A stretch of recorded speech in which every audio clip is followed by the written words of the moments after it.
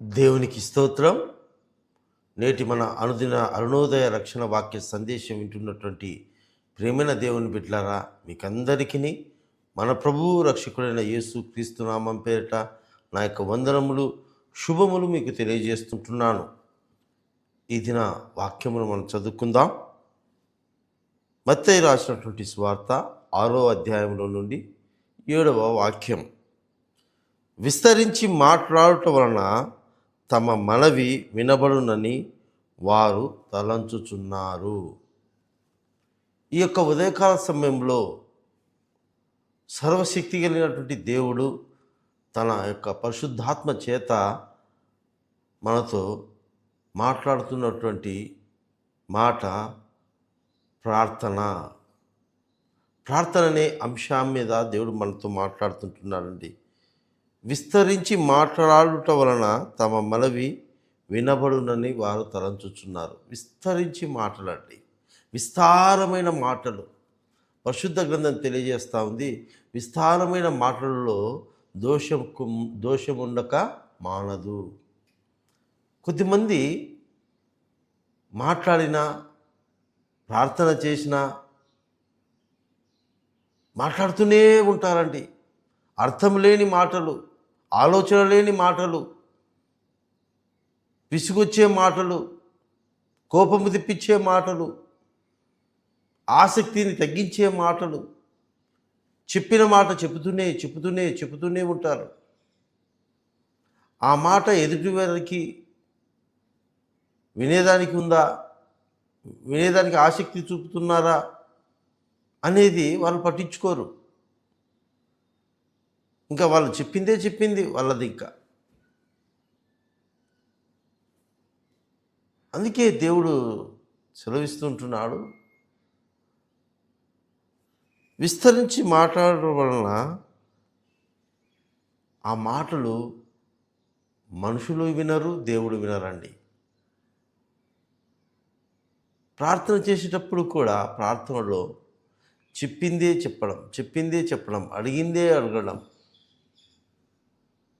నేను దేవునికి ఏమైనా చెవుడా?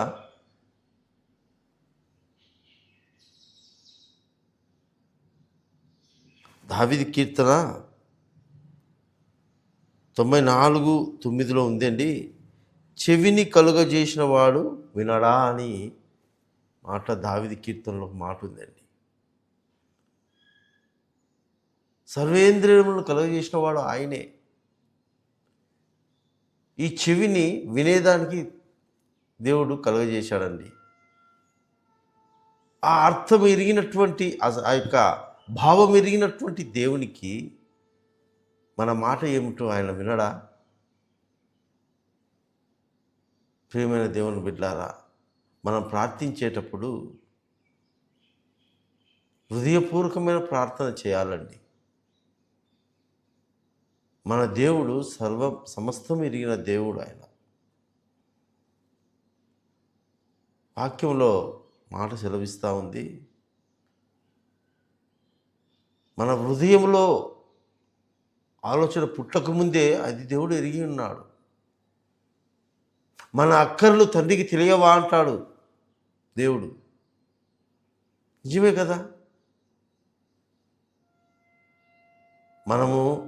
దేవుడు మనల్ని సృజించకముందే, మనం కలుగజేయకముందే, మనం తయారు చేయకముందే, మనం పిండముగా రూపింపబడక మునిపే తండ్రి మన కొరకు సమస్తము కలుగజేసినాడు.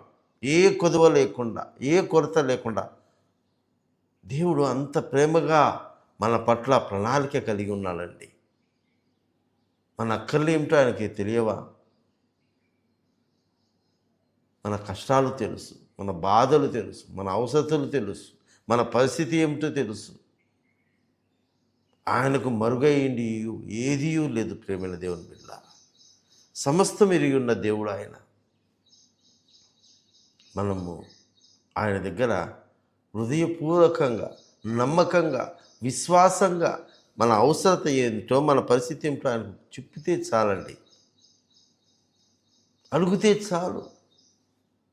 ఖచ్చితంగా దేవుడు దాన్ని అనుగ్రహిస్తాడు. అంతేగాని విస్తరించి మాట్లాడటం వలన, విస్తరించి ప్రార్థన చేయటం వలన విసుగొచ్చేదంతగా, వినకుండా చెవి త్రిప్పుకునేంతగా మనము మాట్లాడకూడదు. అది దేవునితోనైనా సరే, వ్యక్తులతోనైనా సరే. ఎంత అవసరమో, ఏం చెప్పాలనుకున్నామో అది మాత్రం చెప్తే చాలు దేవుని దగ్గర. యేసుక్రీస్తు ప్రభుల వారు మనకొక ప్రార్థన నేర్పించాడు. ఆ ప్రార్థన అంతా కూడా కేవలం ఒక 30 సెకండ్లలో మాత్రమే ఆ ప్రార్థన ఉంటుంది. అంటే అర నిమిషం.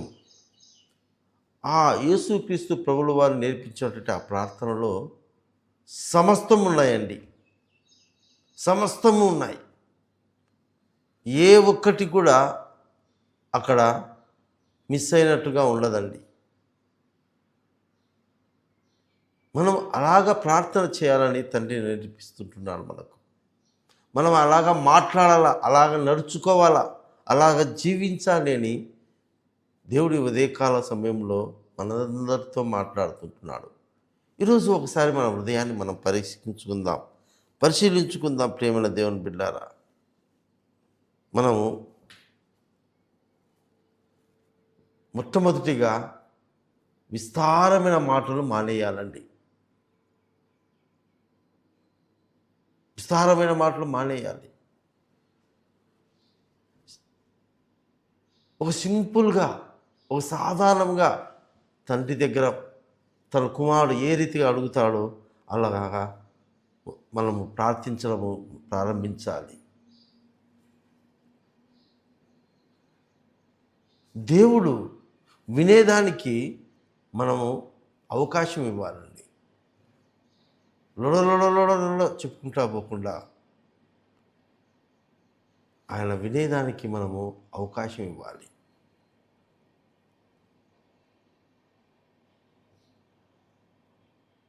అంతేకాకుండా ఎలా ప్రార్థించాలంటే మనము రహస్యముగా ప్రార్థించాలి. అడిగేది క్లుప్తంగా, స్పష్టంగా మనము అడగాలి తండ్రిని. మూడవదిగా నమ్మకముతో అడగాలి, విశ్వాసముతో అడగాలి. విశ్వాసం లేకుండా, నమ్మకం లేకుండా నువ్వు ఎన్ని మాటలు మాట్లాడినా అవి వ్యర్థమే. కనుక ఈరోజు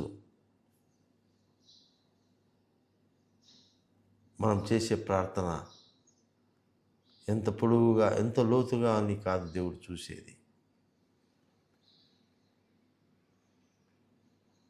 మనం ఎలా చేస్తుంటున్నాం, ఎలాంటి హృదయం కలిగి మనం ప్రార్థన చేస్తుంటున్నాం దేవుడు గమనిస్తుంటున్నాడు. కనుక ఈ ఉదయకాల సమయంలో ఈ మాటలు వింటున్న నీ జీవితంలో నీ ప్రార్థన అవసరత ఈ లోకంలో ఏమైనదో, ఈరోజు నీ ప్రార్థనలకు జవాబు రాలేదంటే, ఒకవేళ విస్తారమైనటువంటి మాటల చేత దేవుని దగ్గర మాట్లాడుతుంటున్నావేమో, దేవునికి వినపడకుండా ఆయనకు విసుగొచ్చేటట్టుగా మాటలతో నీ సమస్యలు చెప్తుంటున్నావేమో, నీ పరిస్థితి చెప్పుకుంటున్నావేమో, అందువల్ల నీ జవాబు ప్రార్థన వల్ల ఆ ప్రార్థనకు జవాబు రావట్లేదేమో. ఈరోజు ఈ మాటల ద్వారా విస్తారమైనటువంటి మాటలు మానేసి చెప్పే మాట స్పష్టంగా, క్లుప్తంగా, దేవునికి వినుసొంపుగా ఉండేటట్లుగా, ఒక తండ్రికి ఒక కుమారుడు, ఒక కుమార్తె చెప్పుకున్న రీతిగా ఆ అధికారముతో, ఆ నమ్మకముతో, ఆ విశ్వాసముతో ప్రార్థన చేద్దాం. పరిశుద్ధాత్మ దేవుడు మనకు సహాయం చేస్తాడు. అట్టి కృప దేవుడు మనకు దయచేయునుగాక. ఆమేన్.